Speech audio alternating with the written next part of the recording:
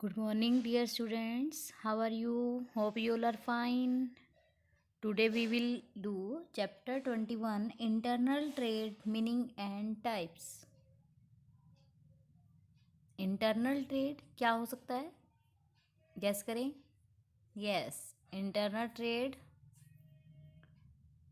Name से clear हो रहा है. इंटरनल जो होगा, अब इंटरनल कहाँ इंटरनल, तो एक कंट्री के under means with in the boundary of a country जो ट्रेड किया जाएगा, जो वर्क किया जाएगा, वो इंटरनल ट्रेड कहा जाएगा. क्या है मीनिंग इंटरनल ट्रेड का? It refer to buying and selling goods and services within the boundary of a country. Trade में आप क्या करते हैं? बाइंग एंड सेलिंग करते हैं गुड्स की, सर्विसेज की. इंटरनल की बात कर रहे हैं तो क्या है? Within a boundary of a country. तो trade is very important for the industrial development of a country. Trade means buying and selling of goods और services with the view to making profits. Trade आपको सबको पता है कि जो भी हम बाइंग एंड सेलिंग करते हैं गुड्स और सर्विसेज की प्रॉफिट के लिए, तो वो हमारा ट्रेड है. जब एक बाउंड्री में किया जाएगा एक कंट्री की, मीन्स एक कंट्री के अंदर अंदर जो किया जा रहा है उसको इंटरनल ट्रेड कहा जाएगा, और होम ट्रेड भी हम इसको कह सकते हैं. फीचर ऑफ इंटरनल ट्रेड क्या है? फर्स्ट हमारा पॉइंट है क्या? Trade with in the boundaries of the country. एक देश की, एक कंट्री की बाउंड्री के अंदर अंदर जो किया जा रहा है वो इंटरनल ट्रेड कहा जाएगा. अगर हम बाउंड्री को क्रॉस कर देते हैं तो वो फॉरेन ट्रेड बन जाता है. सेकंड हमारा पॉइंट है फ्री मूवमेंट ऑफ गुड्स. यहाँ पर गुड्स और सर्विसेज जो भी हैं, गुड्स को जो है बिना किसी रिस्ट्रिक्शंस के सेल परचेज किया जाता है डिफरेंट डिफरेंट स्टेट्स में. एक कंट्री के डिफरेंट डिफरेंट स्टेट्स हैं, उसमें जो है गुड्स को भेजा जाता है, सेल किया जाता है, परचेज किया जाता है. Dealing in local currency. यहाँ पर जो डील होगी वो किसकी करेंसी में होगी? देखो, देश की बात है, एक ही देश में एक जैसी करेंसी चलेगी तो हर स्टेट की सेम करेंसी है, तो नेशनल करेंसी में ही डीलिंग होगी, मीन्स रुपीज़ में होगी अगर हम इंडिया की बात कर रहे हैं तो. Special act to settle disputes. अब देखो यहाँ पर बात है कि अगर कोई झगड़ा होता है या कोई भी विवाद हो जाता है तो उसके लिए provision of sell goods act बनाया गया है, और वही क्या है, कोई भी डिस्प्यूट्स होते हैं तो उसी के अकॉर्डिंग ही सेटल किए जाते हैं. Type of internal trade. Internal trade के कौन कौन से टाइप हैं? तो यहाँ पर हम बात करते हैं on the basis of relationship, on the basis of levels और on the basis of quantity. Internal trade में हम दो टाइप की बात कर सकते हैं, एक डायरेक्ट और एक इनडायरेक्ट. अगर हम डायरेक्ट और इनडायरेक्ट की बात करें तो वहाँ पर पर्सनस के बीच में रिलेशनशिप की बात हो जाती है. लेवल्स की बात करें तो लोकल लेवल, स्टेट लेवल और नेशनल लेवल की बात हो जाती है. क्वांटिटी की बात करें तो होलसेल और ट्रेड की बात हो जाती है. ध्यान रखेंगे. तो सबसे पहले हम करने जा रहे हैं क्या? On the basis of relationship. Relationship में डायरेक्ट रिलेशन की बात हो रही है. तो यहाँ पर it has often been observe that there are certain mediator in internal trade. जैसे कोई भी प्रोड्यूसर है वो होलसेलर को गुड्स देता है, होलसेलर रिटेलर को देता है, रिटेलर कंज्यूमर को सेल करता है. तो ये इनके बीच में जो है एक रिलेशन क्रिएट हो जाता है. तो जो सेल की जा रही हैं वो डायरेक्टली प्रोड्यूसर से कंज्यूमर तक जो है पहुंचने के लिए बीच में मीडिएटर की हेल्प ले रही हैं. ये हमारा डायरेक्ट ट्रेड कहा जाएगा. इसके क्या बेनिफिट हैं? तो यहाँ पर अगर हम बात करें कि डायरेक्ट ट्रेड में कंज्यूमर से, प्रोड्यूसर से कंज्यूमर को सीधा भी जो है वो दिया जाता है. नो, इसमें क्या है, मीडिएटर नहीं होंगे. तो बीच में यहाँ देखेंगे तो no artificial scarcity of goods. जब डायरेक्ट ट्रेड होगा तो उसका क्या बेनिफिट है कि mediator, when the goods are sold through mediator sometimes they stock the goods are certain artificial scarcity. उसके अंदर कुछ मिलावट हो सकती है या चेंज किया जा सकता है. in this way the earn undesirable profit. in the direct trade the possibility of the artificial scarcity of goods is almost non existent. तो यहाँ पर जब डायरेक्ट ट्रेड होगा तो ये जो है इंक्लूड नहीं होगी. उसके बाद जब हम बात करें, ये डायरेक्ट ट्रेड था कि सीधा जो है प्रोड्यूसर से गुड्स जो है कंज्यूमर को जा रही है. Receipt of original goods by the consumer.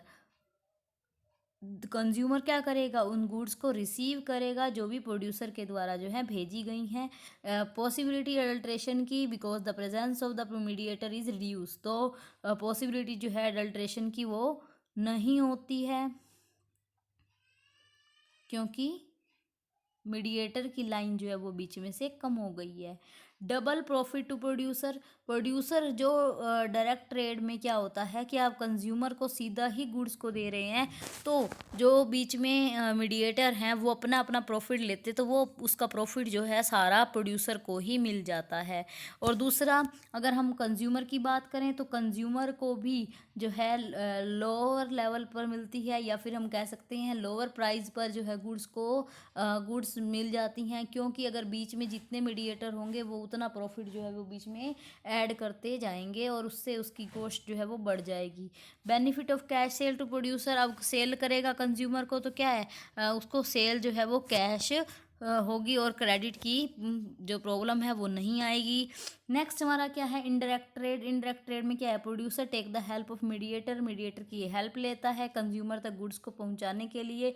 तो यहाँ पर बात आती है, अगर प्रोड्यूसर हेल्प लेता है सिर्फ होलसेलर की, तो होलसेलर होगा और होलसेलर के बाद सीधा क्या होगा, कंज्यूमर के, होलसेलर, रिटेलर और फिर कंज्यूमर होंगे। तो इसी तरह से बीच में होलसेलर को हटाकर थ्रो रिटेलर भी हो सकता है।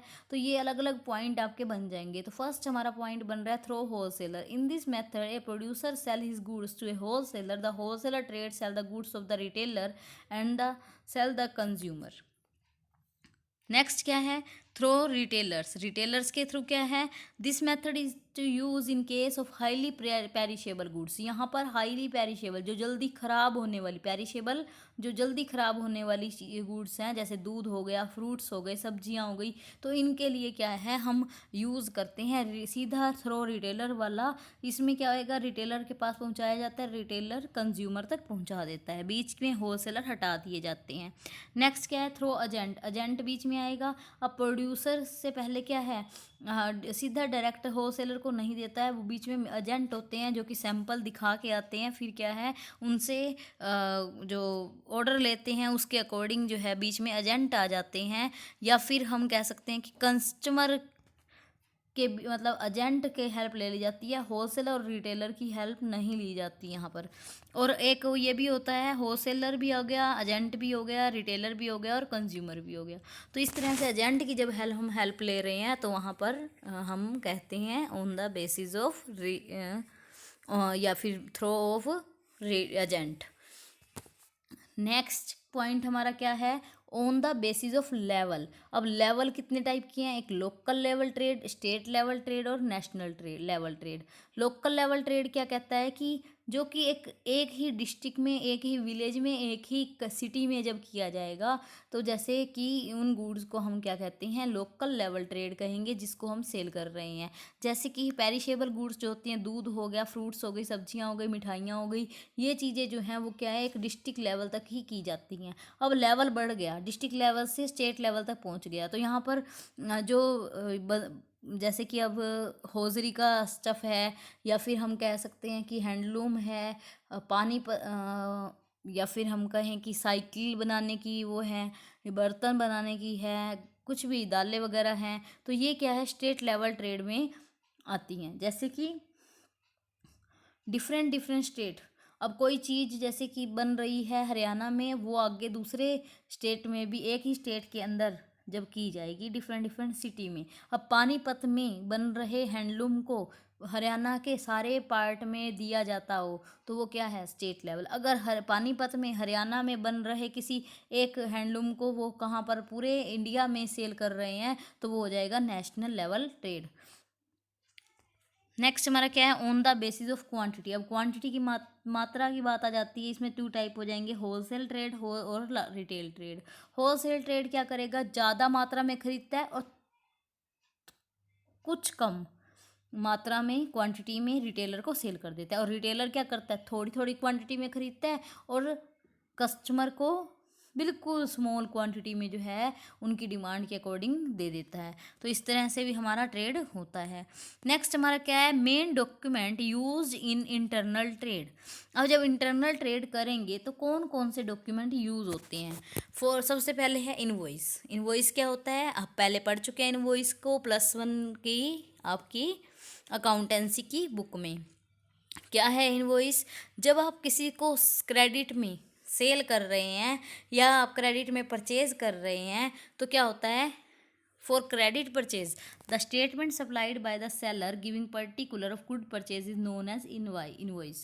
तो जो वो भी पर्टिकुलर सप्लाई की जाएगी गुड्स को, आपने परचेज किया है, तो जिस पर्सन ने सेल किया था वो क्या करेगा, एक इनवॉइस देता है, एक बिल देता है जब आप क्रेडिट में करते हैं, जिसके ऊपर क्या लिखा होता है, सेलर का नेम लिखा होता है, एड्रेस लिखा होता है, पर्टिकुलर गुड्स लिखा होता है, क्वांटिटी लिखी होती है, रेट लिखा होता है, क्या टैक्स लगे हैं वो लिखा होता है, क्या डिस्काउंट कट किया गया है वो लिखा होता है. Recording in purchase book is made on the basis of document as it source document of the transaction. तो ये हमारे सोर्स डॉक्यूमेंट में आते हैं. When recorded is made in the purchase book from the invoice, then on the invoice tick mark is made and is filed. Second क्या है, proforma invoice. The statement containing the detail of goods consigned from consignor to consignee is known as proforma invoice. जब हम किसी को letter forward करते हैं, जब जो भी गुड्स की डिटेल कंसाइनी को भेजनी होती है, कंसाइनी क्या होता है, जो हमारा सामान जो है लेकर जा रहे होते हैं दूसरी एरिया में, तो हमें परफॉर्मा इनवॉइस देते हैं. कंसाइनर जो है वो कंसाइनी को देता है. It give the particular regarding, यहाँ पर भी क्वांटिटी क्वालिटी कंसाइंड के लिखी होती है. As the consignment is not sold and the consignee is not the buyer, therefore the forwarding letter sent along with the information. It is also known as interim invoice. ये एक ऐसा भी invoice बोला जाता है, इंटरिम इनवॉइस, जिसको proforma invoice भी बोलते हैं. The particular contained in a performa invoice are liable to change once the final invoice is made. Next क्या है हमारा, डेबिट नोट. डेबिट नोट सबको पता है, जब आप रिटर्न कर देते हैं गुड्स तो सामने वाला पर्सन जो है क्या करता है, एक डेबिट नोट जो है कट करता है और आपको देता है उसकी original copy. It refer to a letter or note which is sent by the buyer to the seller. Sent by the buyer, buyer के द्वारा सेलर को दी गई है. Has been debited by mention amount on account goods return herewith. यहाँ पर आपको पता है कि जो गुड्स लेकर गए थे उसके लिए आप अब जब रिटर्न कर रहे हैं तो पर्सन क्या देगा, 2 copy of debit note are prepared, 1 for his own और 2 फॉर अदर पर्सन. नेक्स्ट हमारा क्या है, क्रेडिट नोट. क्रेडिट नोट क्या करेगा, अब जो पर्सन सेंड कर रहा है सेलर को वो खुद लिख कर देता है credit note. It refer to a letter or note which is sent by the seller to the buyer. अब देखो बायर ने करा था तो उसने क्या दिया, अब क्या है सेलर के द्वारा बनाई गई जो कि बायर को दी जाएगी. तो वो ये उसने जब गुड्स को एक्सेप्ट कर लेता है तो वो उस पर एक क्रेडिट नोट इशू कर देता है. नेक्स्ट क्या है, लोरी रिसिप्ट. अब लोरी रिसिप्ट क्या है, जब आप गुड्स को ट्रक से हम कह सकते हैं कि ट्रांसपोर्ट कंपनी के द्वारा जब उस पर लेकर जाते हैं एक स्थान से दूसरे स्थान पर, तो जो रिसिप्ट मिलती है उसको हम लोरी रिसिप्ट, ट्रांसपोर्ट रिसिप्ट या फिर बिल्टी, 3 नामों से जाना जाता है इसको, बिल्टी, लोरी रिसिप्ट और ट्रांसपोर्ट रिसिप्ट. नेक्स्ट क्या है, रेलवे रिसिप्ट. रेलवे से जब आप गुड्स को भेज रहे हैं तो क्या होगा, रेलवे रिसिप्ट दी जाती है. नेक्स्ट हमारा क्या, टर्म्स ऑफ ट्रेड. अब ट्रेड के लिए हम कौन कौन से वर्ड यूज़ करते हैं, cash on delivery. Cash on delivery सभी को पता है, जब भी आप गुड्स को डिलीवर करते हैं एट द टाइम आप जो है उसकी पेमेंट ले लेते हैं. If the buyer is unable to make payment when the goods are services are delivered then it will be return to the seller. अगर वो नहीं देती है पेमेंट तो क्या है, वो वापस गुड्स दे दी जाती हैं. Payment can be made in the form of cash में भी दी जा सकती है, उस टाइम पर चेक भी दिया जा सकता है या फिर मनी ऑर्डर भी दिया जा सकता है. सेकंड हमारा पॉइंट है फ्री ऑन बोर्ड और फ्री ऑन रेल. क्या है free on board, it refer to a contact between the seller and the buyer. दोनों के बीच में कॉन्ट्रैक्ट है in which all the expenses up to point of delivery to a carrier, it may be a ship, rail, lorry, are to be borne by the seller. क्या होगा, seller जो है जो भी गुड्स को भेज रहा है, चाहे शिप से भेज रहा है या रेलवे से भेज रहा है या ट्रक से भेज रहा है, तो वो एक्सपेंसेस एक बार उसके द्वारा बोर्न हो जाते हैं. The ownership in the goods passes from the seller to the buyer upon delivery by the former to the carrier, then the carrier act as an agent of the buyer. तो यहाँ पर जो person उस goods को रख रहा है means लेकर जा रहा है शिप में या रेलवे में या लॉरी में, तो वो जो है एजेंट का काम कर रहा है एक तरह से। दोनों के जब तक गुड्स का ओनरशिप ट्रांसफ़र नहीं हो जाता है तब तक जो है वो अपने पास रखता है, तो वो रिसिप्ट या फिर हम कह सकते हैं फ्री ऑन बोर्ड या फ्री ऑन रेल कहा जाएगा उसको।